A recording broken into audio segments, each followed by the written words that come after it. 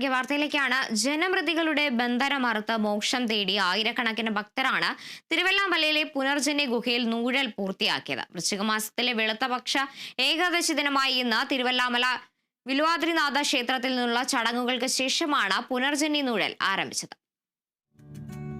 പൂർവജന്മ പാപങ്ങളിൽ നിന്ന് മോചനം നേടി പുതിയൊരു ജന്മത്തിന് തുടക്കമിടാമെന്ന വിശ്വാസമാണ് ഈ പുണ്യകർമ്മത്തിനായി ഭക്തരെ ആകർഷിക്കുന്നത്.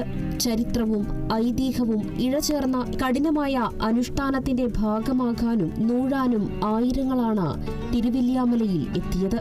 150 മീറ്ററോളം നീളമുള്ള ഈ ഗുഹയിൽ വെളിച്ചമില്ലാത്ത ഇടുങ്ങിയ വഴികളിലൂടെ ഇരുന്നും നിരങ്ങിയും മലർന്നു കിടന്നും മാത്രമാണ് ഒരാൾക്ക് മറുവശം എത്താൻ കഴിയുക.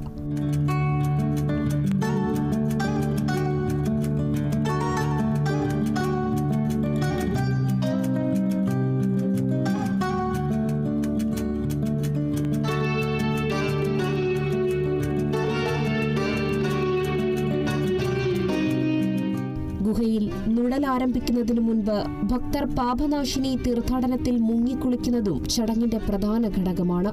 ഇത്തവണയും പുനർജനി ഗുഹയിൽ ആദ്യമായി നൂഴിനിറങ്ങിയത് ചന്തുവാണ്.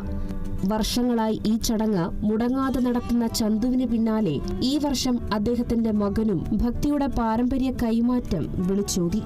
വിപുലമായ സുരക്ഷാ ക്രമീകരണങ്ങളാണ് ദേവസ്വം ബോർഡും പ്രാദേശിക സമിതികളും ചേർന്ന് ഇത്തവണയും ഒരുക്കിയത്.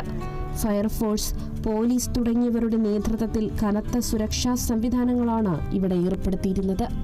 Kerala vision news, Thrissur.